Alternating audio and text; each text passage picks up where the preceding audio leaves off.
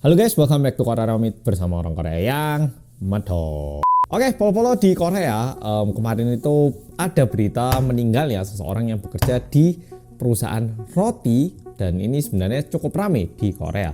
Nah, cuman aku itu nggak ngira kalau berita ini bakal nyampe di Indonesia dan bakal mendapatkan perhatian di Indonesia. Aku sama sekali nggak ngira segitunya. Istilahnya di Indonesia ada pabrik apa, ada orang meninggal, ya itu sangat menyedihkan. Di Indonesia pasti rame, tapi ini sampai rame di berita luar itu kan agak gitu ya. Tapi mungkin bisa jadi karena cabang dari perusahaan ini juga ada di Indonesia. Nah, langsung kita bahas berita kali ini. Oke, kejadian kali ini terjadi berhubungan dengan sebuah perusahaan yang disebut SPC di Korea. Tentu dibacanya dalam alfabet Inggris, jadi SPC di Korea. SPC ini memiliki banyak cabang perusahaan. Bahkan dia ini kayak disebut ini tuh Samsungnya dunia F&B di Korea gitu loh. Emang seberapa? Tahu Baskin Robbins? Nah, ini juga di bawah naungan SPC. Dunkin Donut di sini juga di bawah naungan SPC. Shake Shack itu juga di bawah naungan SPC. Jamba Juice itu juga di bawah naungan SPC. Paris Baguette, mungkin ada di antara bobol mikir ini bukan perusahaan luar ya, bukan, ini perusahaan Korea. Dan anehnya mereka itu bikin cabang di Prancis beneran. Jadi kayak misalnya ada restoran di Indonesia yang dibuka sama orang Indonesia, Seoul restoran gitu, tapi dia ke Seoul gitu. Jadi kayak, hah? Ini bukan dari negara sini tapi buka cabang di sini gitu. Jadi ya agak menarik di situ. Ramenya kenapa? Sebenarnya bukan di SPC-nya, tapi kali ini di SPL. Nah, SPL ini adalah SPC Logistik. Jadi ya anak perusahaan biasa lah ya, perusahaan besar itu punya banyak anak perusahaan gitu. Nah, di SPL ini mereka ini memproduksi roti lalu di packaging lalu dijual ke mana-mana, tentunya di berbagai bagian dari Korea. Nah, ini buat aku pun yang nggak pernah belajar bakery, buat aku pun yang sama sekali nggak pernah bikin roti, buat aku pun yang nggak terlalu suka roti, ngerti bentuk mesin adonan. Polo-polo pernah lihat nggak mesin adonan yang muter gini? Atau kalau kita bayangkan gimana adonan diputer itu kayak apa mesinnya? Bisa dibayangkan kan ya? Nah, sama. Jadi ada satu mesin yang juga fungsinya itu kayak mencampur saus roti. Oke, nyampurnya kayak gini. Sebelum aku menjelaskan kejadiannya ini, bayangkan aja, oke? Ada mesin, kalau kita buka, nah di dalamnya ini bakal muter. Seharusnya untuk keamanan sekarang ini kalau kita buka pintunya, mesinnya itu harusnya berhenti karena bisa terjadi kecelakaan, oke? Tapi mesin yang kali ini nggak ada sistem pengamannya, alias dibuka pintunya itu tetap muter dalamnya, oke? Nah, udah gitu pekerja-pekerja di perusahaan ini seharusnya itu mendapatkan edukasi katanya, oke? Harusnya mendapatkan edukasi dan setelah mendapatkan edukasi mereka itu harus tanda tangan. Tapi cukup banyak sekarang buruh-buruh yang bekerja di perusahaan ini bilang kalau mereka itu sebenarnya nggak pernah mendapatkan bimbingan cara menggunakan mesin ataupun bagaimana cara bekerja dengan yang aman. Cuman pernah ditunjukin Oke, saya gini, oke, ini tanda tangan kata setelah kamu pernah mendapatkan edukasi penggunaan mesin ya. Akhirnya tanda tangan, sehingga mungkin secara hukum mereka ini terkesan kalau kita ini udah membimbing, udah memberikan semua pendidikan kepada petugas ataupun pekerja di tempat, tapi banyak petugas ataupun pekerja di tempat yang merasa mereka ini nggak mendapatkan bimbingan yang cukup dalam menggunakan mesin. Udah gitu mesinnya ini nggak ada sistem pengaman yang tadi itu kalau dibuka seharusnya berhenti. Nah, mesin ini karena agak susah seharusnya itu dikerjakan oleh 2 orang. Jadi harusnya 2 orang ini menjadi satu tim dan bekerja bersama. Cuman terkesan mereka ini sekarang lagi kekurangan orang sehingga 1 orang yang harus menghandle mesin ini sendiri. Kejadiannya ini terjadi pada tanggal 15 Oktober tahun 2022. Korbannya adalah anak perempuan berusia 23 tahun yang memiliki impian untuk belajar tentang roti dan nantinya buka kayak toko roti sendiri gitu. Jadi segitunya passionnya dalam dunia roti. Dan kejadian ini terjadi pada pukul 6.20 pagi hari. Entah dia kecapean atau entah karena tidak mendapatkan bimbingan atau entah karena seharusnya 2 orang tapi harus dikerjakan sendiri sehingga terburu-buru. Tapi yang pasti orang ini meninggal diakibatkan mesin ini. Nah, meninggalnya gimana? Ini memang nggak bisa menemukan foto tepatnya kayak apa, tapi orangnya ini buka mesinnya, habis gitu mungkin mau nambahkan sausnya ataupun nambahkan gula atau nambah apa gitu, tiba-tiba celemek yang digunakan ini masuk ke dalam mesinnya. Yang terjadi apa?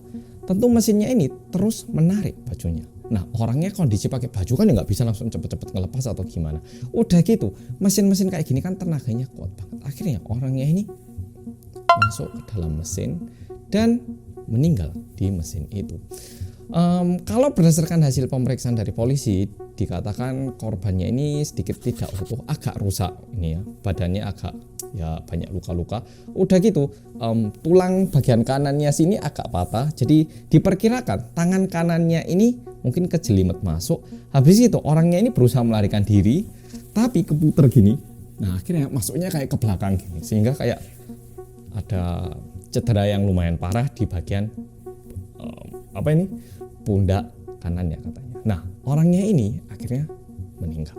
Nah meninggalnya seseorang yang masih berusia 23 tahun ini kan sangat menyedihkan ya toh. Sekarang kejadian terjadi dimanapun kita itu manusia, kita bisa melakukan kesalahan. Maksudnya kesalahan di sini adalah perusahaan, oke? Terjadilah kesalahan, tapi bagaimana tindak kita dalam menutupi kejadian ini lumayan penting ya toh. Nah masalahnya ketika kejadian ini terjadi, awalnya SPC itu sedikit menutupi kejadian ini, nggak mereka beritakan, malah mereka itu kayak diam dulu teman, soalnya kita mau menyebarkan berita kalau kita ini sekarang udah buka cabang bola lagi. Nah gitu katanya. Nah sehingga pekerja-pekerjanya ini kan merasa sangat tidak nyaman ya toh. Udah gitu, yang menyelamatkan korbannya ini adalah 40 pekerja lain yang ada di pabrik situ. Nah masih belum selesai. Udah gitu, diakibatkan kecelakaan ini tentu pihak pemerintah tahu akan kejadian ini, sehingga mereka itu membuat pernyataan larangan penggunaan mesin yang tidak ada pengamannya. Oke, jadi ternyata di pabrik itu ada 9 mesin dan 7 mesin ini tidak ada pengamannya, dan salah satunya ini mengakibatkan kecelakaan. Oke, nah sehingga 7 mesin tidak boleh digunakan. Ternyata besoknya 2 mesin yang lain ini masih dioperasikan, alias yang besar ini, yang duanya kok nggak dilarang kok. Belum. kemarinnya aja rekan kerjanya itu baru meninggal di tempat itu. Cukup banyak pekerja-pekerja lain yang mengalami trauma diakibatkan kejadian itu sebenarnya. Nggak cuman pekerja yang di situ yang cuman mendengarkan ataupun yang melihat pun pastinya trauma ya toh. Dan mereka sendiri baru melihat rekan kerjanya meninggal tapi disuruh kerja lagi gimana? Tidak nyaman. Untungnya di sore hari atau malam harinya, di keesokan harinya itu pemerintah bilang oke, semuanya nggak boleh dipakai, akhirnya berhenti. Jadi ini udah keramaian kedua. Oke, pertamanya tidak bilang di berita ataupun tidak meminta maaf. Yang kedua, mereka ini tetap menjalankan perusahaan seperti biasanya. Ketiga, di hari pemakaman, benar sih yang meninggal karyawan, jadi mereka ini tetap memberikan package dari perusahaan di tempat layatan. Tapi ini kan sedikit gimana ya, sedikit nggak mantas. Dulu ada satu kejadian ini satu contoh aja yang aku bawa. Jadi ada satu keluarga di Korea dulu itu mereka menggunakan travel terus liburan ke luar negeri. Nah saat liburan anaknya itu meninggal diakibatkan kecelakaan. Oke, atraksi gitu, kecelakaan. Nah orang tuanya tentu sedih dan sangat hancur ya toh. Udah gitu setelah mereka balik Korea, ternyata pihak travel ini lupa untuk ngecek sistemnya. Dan seketika mereka pulang, dikirimkanlah SMS otomatis ke pihak keluarga. Bagaimana liburan Anda? Apakah liburan kali ini menyenangkan buat Anda? Nah, memang ini sistem otomatis, tapi seharusnya kan bisa dicegah ya toh. Paling enggak kata-katanya diubah kayak atau gimana gitu loh. Ngerti nggak perasaannya? Kayak ini kan nggak tepat banget. Sehingga dikirimkanlah roti ke tempat pelayatan, sehingga ini dimaki lagi kayak udah gini masa dikirimkan roti ke orangnya, ini nggak bener ini gitu. Nah udah gitu kalau dari mama korban, beliau pernah diinterview di salah satu TV Korea, mereka sendiri tidak pernah dihubungi dari perusahaan maaf atas kejadian ini, dan bahkan mereka itu harus mendengar info dari TV dulu saat bosnya ini minta maaf di media. Jadi kayak keluarganya ini nggak terlalu diurus, yang diurus cuman media. Jadi ada beberapa gitu. Nah sehingga diakibatkan ini cukup banyak anak-anak muda ataupun anak-anak kuliah di beberapa universitas di Korea, mereka itu nempelkan kayak kertas, jangan beli produk SPC gitu ya, kayak gitu. Jadi sebenarnya kejadiannya seperti itu. Dan satu minggu setelah itu terjadi satu kejadian lagi ini di tanggal berapa ini, tanggal 23 ini ada satu kejadian lagi. Salah satu karyawannya ini jarinya terpotong. Jadi itu yang membuat sekarang kondisi SPC itu begitu ramai sehingga produknya ini diboykot. Jujur Gina itu suka banget sama Paris Baguette. Aku pun nggak memiliki image buruk tentang Paris Baguette. Ya sekarang masalahnya kita tinggal nggak beli, oke?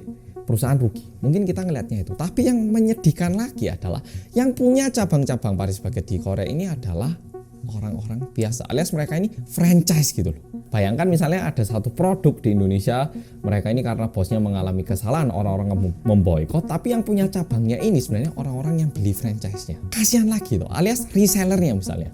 Mereka udah investasi buka cabang, ternyata bukan diakibatkan kesalahan mereka, kesalahan di perusahaan mengakibatkan kerugian di mereka.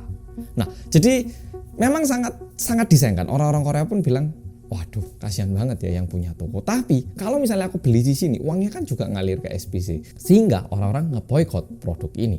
Dan mungkin bawa-bawa bilang, oh kayak gitu. Berarti ini Mas, di Korea itu banyak ya toko roti lainnya.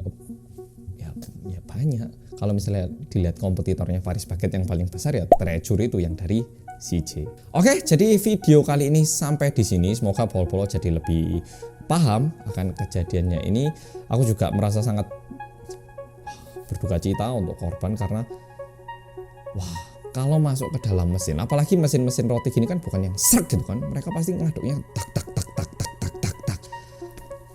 Kalau membayangkan korbannya yang melihat diri sendirinya akan meninggal di detik-detik terakhir, ya bisa dibayangkan. Oke, Polo, jadi video kali ini sampai di sini. Makasih udah nonton dan sampai jumpa di video berikutnya. Dan sekali lagi terima kasih aku diberi kesempatan untuk menjelaskan ini, dan makasih juga udah banyak yang nge-tag aku di TikTok dan juga banyak yang nge-tag aku di Instagram. Oke, Polo, semoga Polo jadi tahu. Makasih udah nonton video kali ini dan sampai jumpa di video berikutnya. Semoga dengan berita baik.